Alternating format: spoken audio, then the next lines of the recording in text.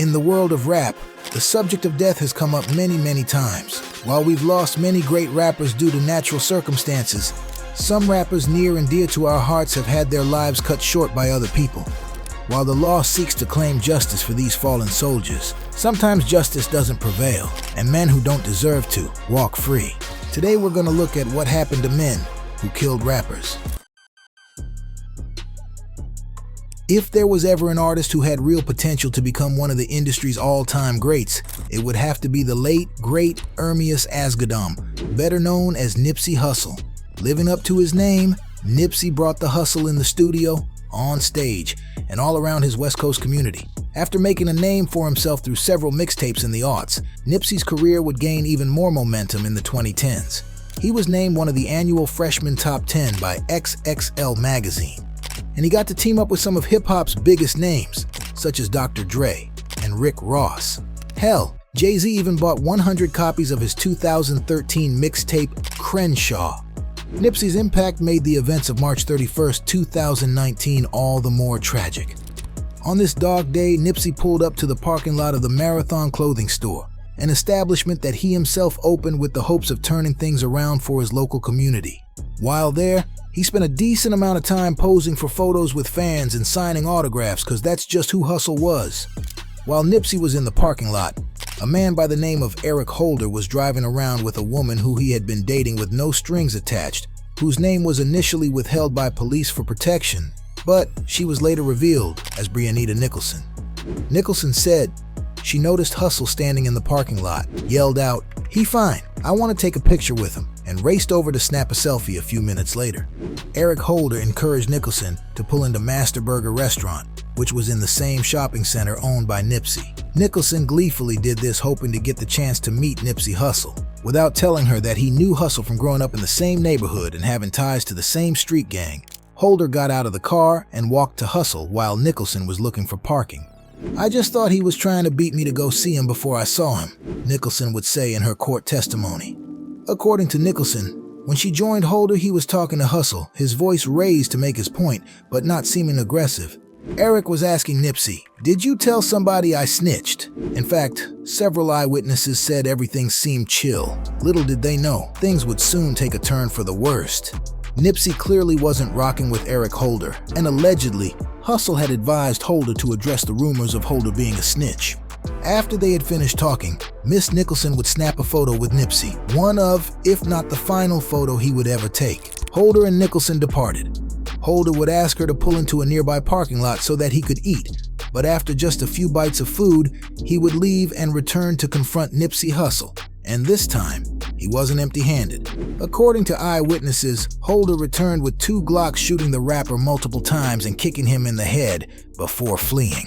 According to another witness, Nipsey said the words, "You got me," before falling to the ground. Paramedics were called, and Nipsey was taken to the hospital, where he unfortunately took his final breath at 3:55 p.m. The death of Nipsey Hussle shocked the Los Angeles community and hip-hop fans and celebrities around the world. Several tributes rolled in for Nipsey Hussle, truly showing just how much of a positive impact this man had on the people around him, his community, and society as a whole. As for Eric Holder, what happened to the man who shot Nipsey? He was arrested by LAPD just 2 days after the incident.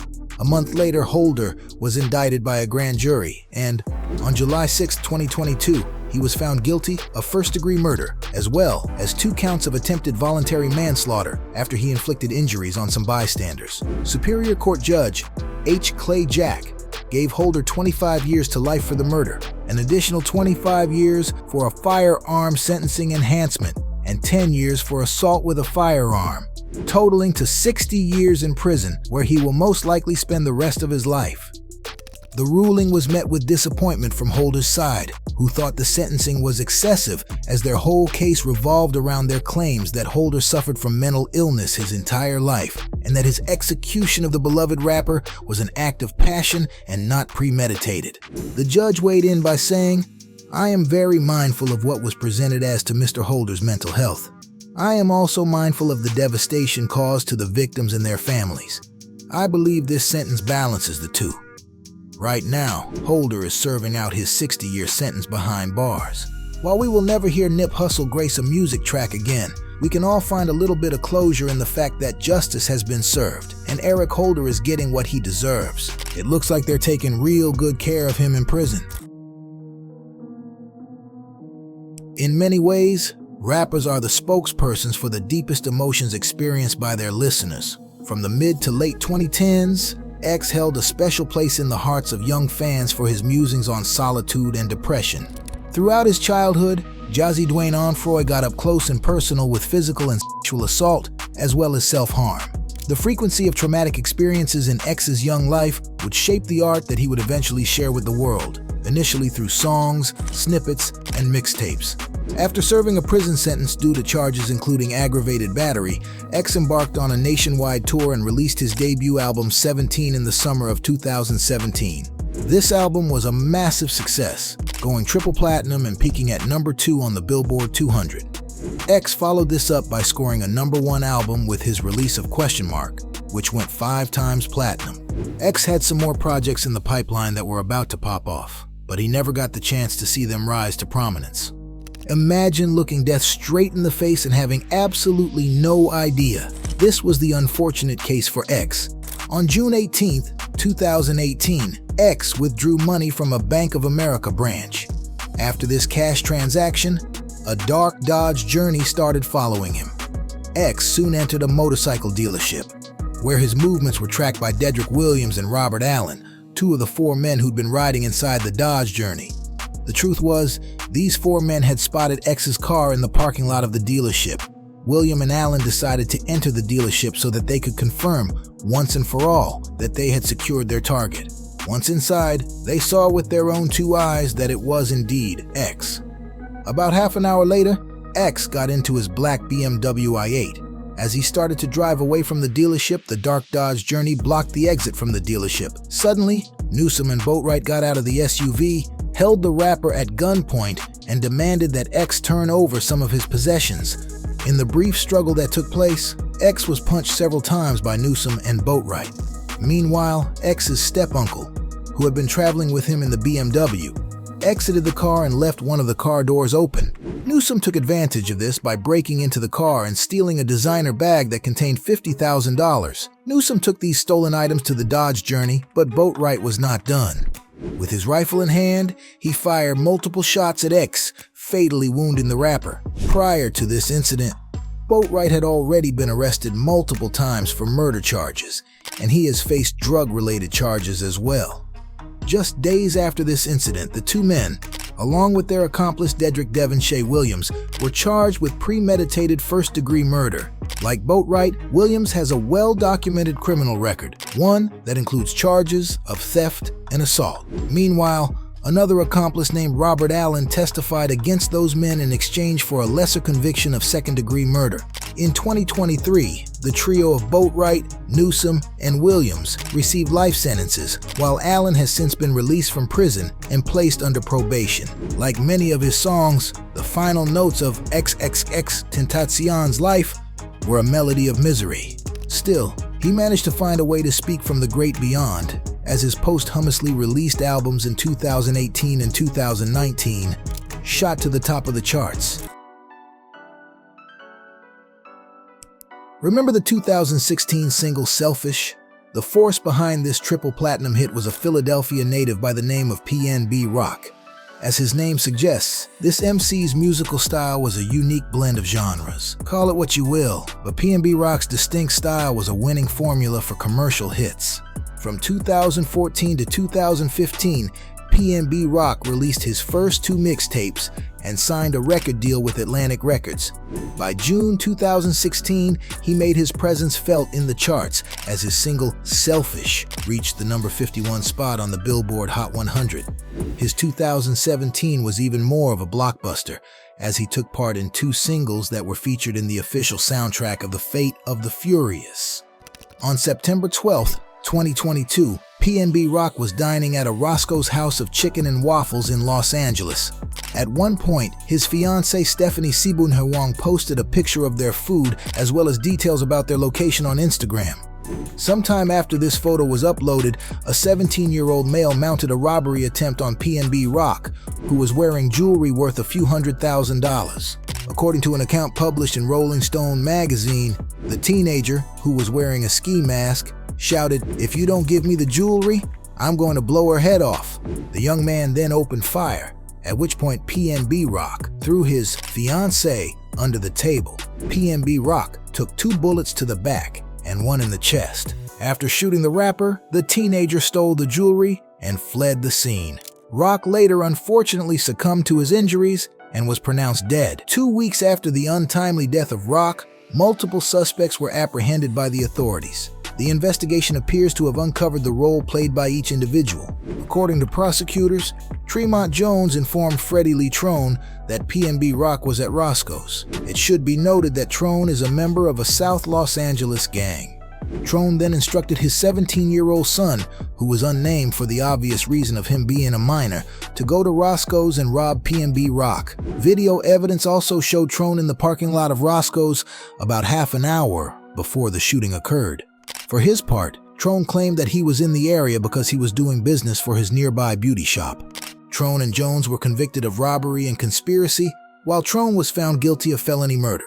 Meanwhile, Trone's son remains in juvenile court as of September 2024, and authorities have yet to determine whether he is mentally competent to stand trial. Rock's mother, Deania Allen, told Rolling Stone she was elated by the verdict. "I wanted to jump up and scream, 'Hallelujah! I'm so happy it was quick,'" Allen told the magazine. "We got justice for Rakim. I feel better knowing they'll be in jail for a long time." A father sending his child armed with a weapon to go rob somebody over some jewelry? It doesn't get more cowardly and messed up than that. There was no doubt about it. PNB Rock had a unique voice that allowed him to smoothly tiptoe the boundaries of 2 beloved genres. It is sad, then, that his voice has forever been silenced. From beginning to end, Foolio, or simply Foolio, had Florida running through his veins. In many ways, Foolio was the embodiment of hip-hop culture in Jacksonville. Local gang activity and intense rivalry with his fellow rappers. Quite simply, Foolio did not care about who he was up against. He knew that somehow, some way he would figure out how to get what he wanted. Charles Andrew Jones II came into this world on June 21, 1998. The environment in which Foolio grew up had no shortage of dealings on the street, as gang members roamed this community on the regular. Nevertheless, Jones, who came to be known as Foolio, was adamant in terms of making it big in the hip-hop industry. Towards the end of the 2010s and the beginning of the 2020s, Foolio announced his arrival through the release of his singles and full-length projects. These include his 2018 song Voodoo, his 2020 song Play With Me, and his debut album Life of Me. As the pandemic drew to a close, Foolio found himself in a great position to elevate his career further than he could ever conceive. But it was not to be. On June 23, 2024, shortly after he celebrated his 26th birthday, Foolio was critically wounded after 3 individuals opened fire in the parking lot of a hotel in Tampa. Sadly, the injuries that Foolio sustained in this incident caused him to breathe his last. About a month after the shooting of Foolio, the Jacksonville Sheriff's Office announced that it had arrested 3 individuals in connection to the incident: Sean Gathright, Alicia Andrews, and Isaiah Chance Jr. A 4th suspect, Rashad Murphy, was later taken into custody as well. According to the police, Chance and Andrews followed Foolio and his group across 2 different locations. Their coordinated attack involved 2 vehicles, one of which carried 3 shooters to the parking lot of a Tampa hotel. Foolio and his entourage were inside their vehicles in this parking lot. The shooters then opened fire at the parked vehicles, leading to the death of the rapper. The identities of these shooters were later revealed as Gathright, Rashad Murphy, and Davian Murphy, who is still at large. In September 2024, local news reports made it known that the death penalty remained an option in this case, though it wasn't specified which defendants are being considered for this. Gathright, Chance, and Rashad Murphy waived speedy trial, while Andrews, who is pregnant, did not. Her trial was then set for January 2025. A month later, a notice was filed by the state of Florida seeking the death penalty for Gathright, Chance, and Rashad Murphy. Their charges include premeditated first-degree murder with a firearm and conspiracy to commit premeditated first-degree murder with a firearm. The suspects have also been identified as members and associates of gangs called the ATK and the 1200. These gangs are known to be rivals of the 6 Block Gang, which Foolio was affiliated with. From start to finish, Foolio was Florida through and through. He won't ever pick up the mic again, but at the very least, his music meant something to his fans who listened. A Brooklyn native of Caribbean descent with a passion for hip-hop, that sure sounds like a recipe for success. But in the case of Pop Smoke, we will never know if he could have approached the lofty heights of rappers like the Notorious B.I.G. In April 2019, Pop signed to Republic Records and Victor Victor Worldwide. Throughout the rest of 2019, Pop went to work, releasing singles like Welcome to the Party and 100K on a Coupe, as well as the mixtape Meet the Woo. Before the year ended, he made a guest appearance on Travis Scott's Gaddy, which went on to peak at number 69 on the Billboard Hot 100. In February 2020, Pop released a follow-up mixtape entitled Meet the Woo 2. This project made waves by debuting at number 7 on the Billboard 200. And then, just as Pop was about to kick things up a notch, he met a rather abrupt end. On February 19, 2020, Pop was staying in a rented house located in Hollywood Hills, California. At around 4:30 a.m., 5 men carried out what appeared to be a home invasion with the intent to steal valuable possessions. The rapper was in the shower after just getting home from a studio session when the men entered the house. In the altercation that ensued, Pop Smoke was pistol whipped and shot 3 times in the back. Pop Smoke passed away from his injuries. A life cut way too short, a bright flame extinguished before its time. 5 months later, 4 individuals were charged in connection to Pop's murder. 2 of them, Corey Walker and Keandre Rogers, were eligible for the death penalty, given that the act of the murder they committed happened in the context of a robbery and a burglary. Investigators later determined that Walker orchestrated this home invasion by researching, planning, and providing the weapons used.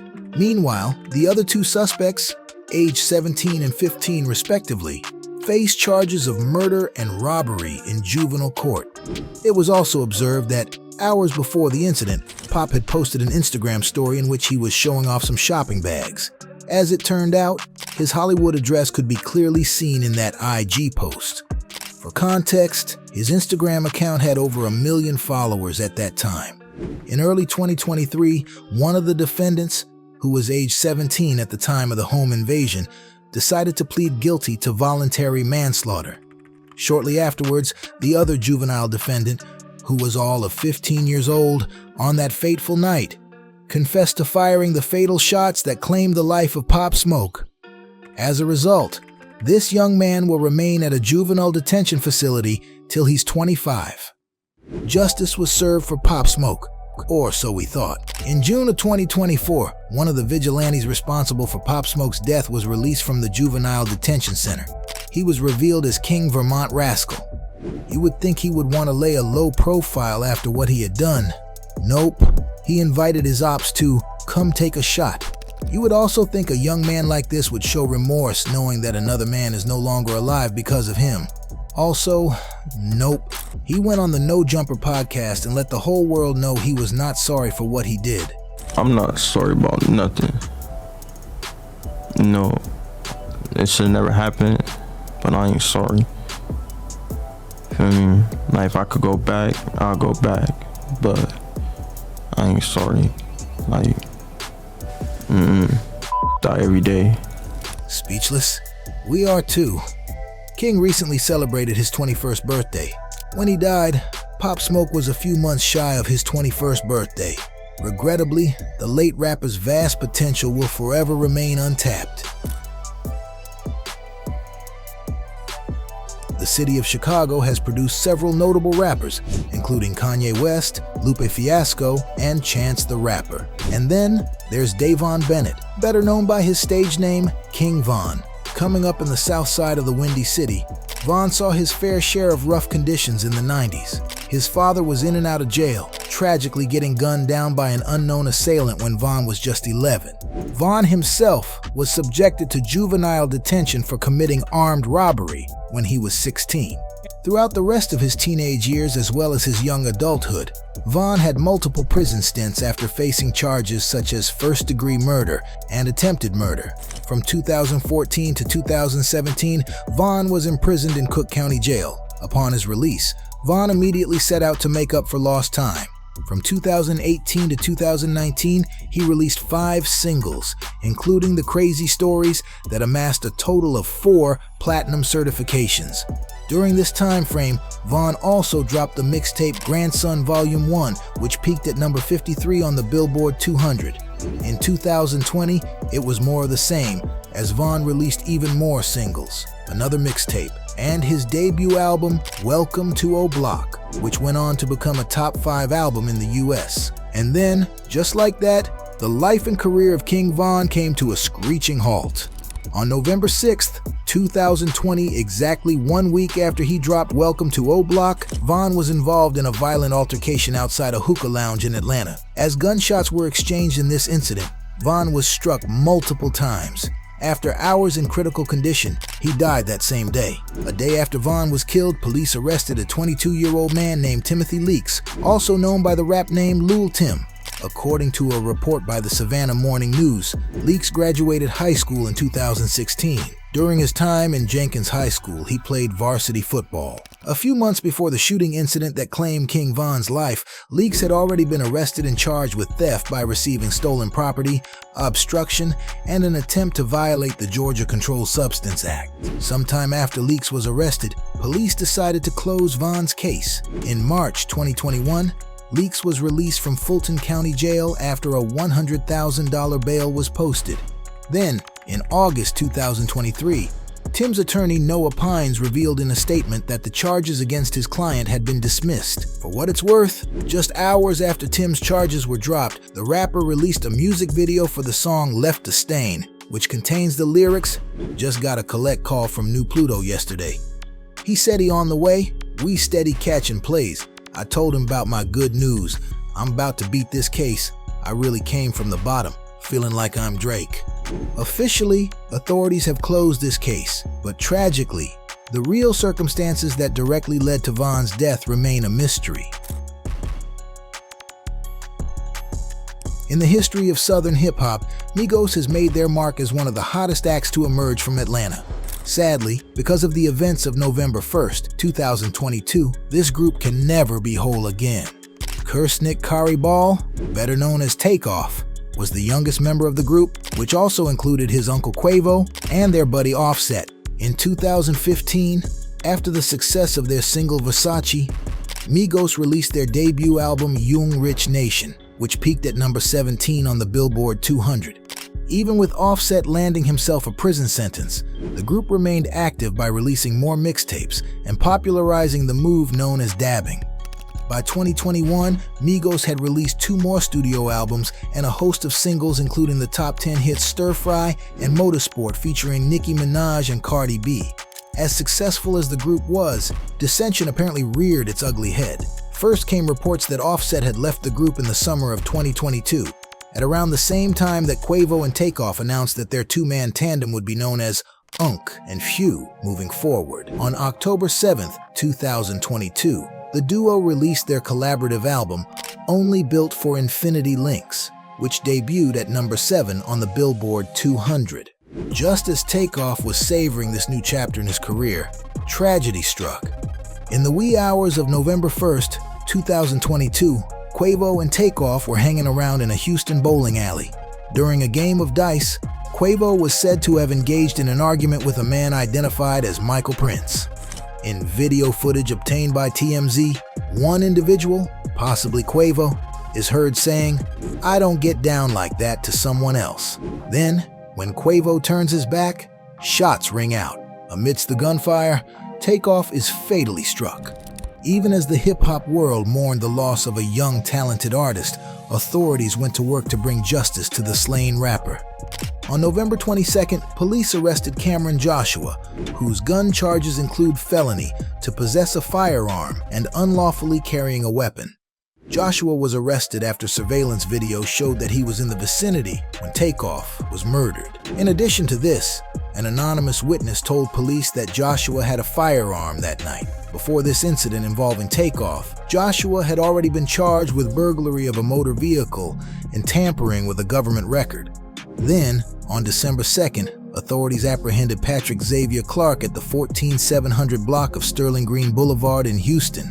At the time of his arrest, Clark had in his possession a large sum of cash, as well as an expedited passport. Clark posted a $1 million bond the following day and was then placed under house arrest. In late 2023, Clark's house arrest was lifted. Though he was no longer required to wear a GPS monitor, he was subjected to a curfew and prohibited from contacting witnesses and family members of Takeoff.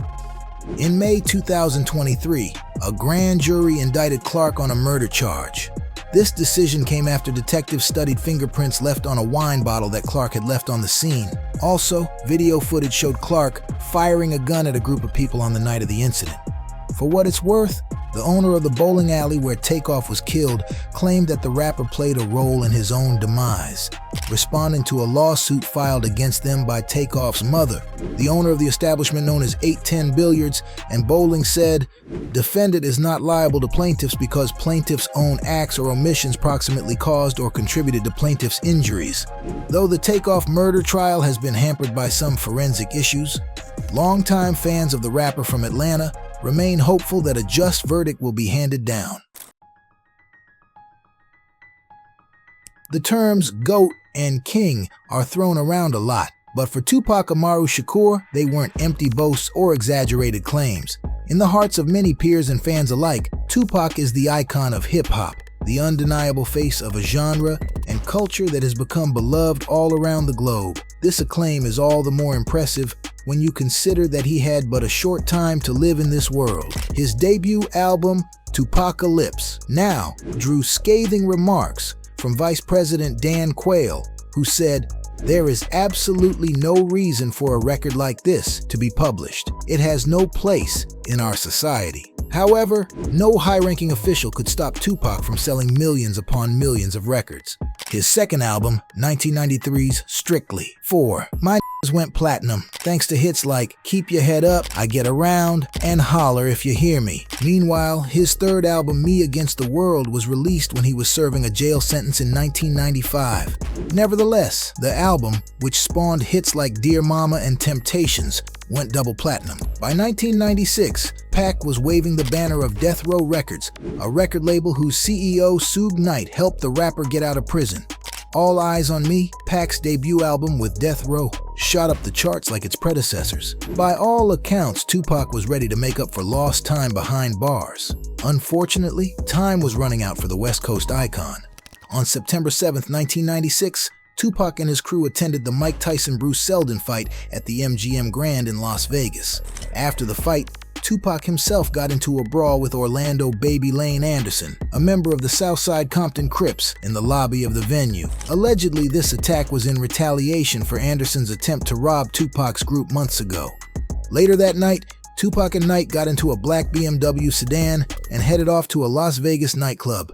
At 11:15 p.m., on the intersection of Flamingo and Koval, a white Cadillac pulled up on the passenger side of their vehicle. It was then that shots rang out from within the Cadillac into the black sedan. While Knight was hit in the head by bullet shards, Tupac was critically wounded after getting struck 4 times in this shooting incident.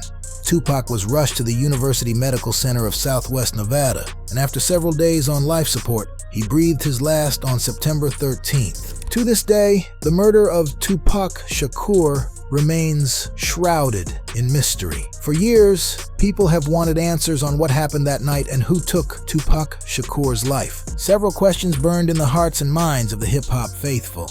Did Tupac's assault on Baby Lane Anderson have something to do with his untimely demise? Was this a vengeful plot executed by Biggie Smalls, Tupac's former friend whom he had grown to despise after suspecting his involvement in a 1994 shooting incident? Could Suge Knight be the real mastermind amidst the rumors that Tupac was planning to leave death row? The case would go cold for several years. In the late 2010s, there was a glimmer of hope. Maybe the mystery of Tupac's murder could be solved after all.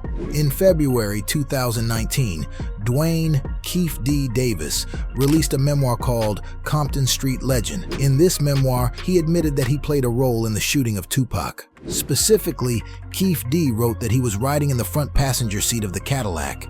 He claimed to have handed a gun to someone in the back seat. It was presumably this gun that was used to fire shots into Tupac and Suge's vehicle.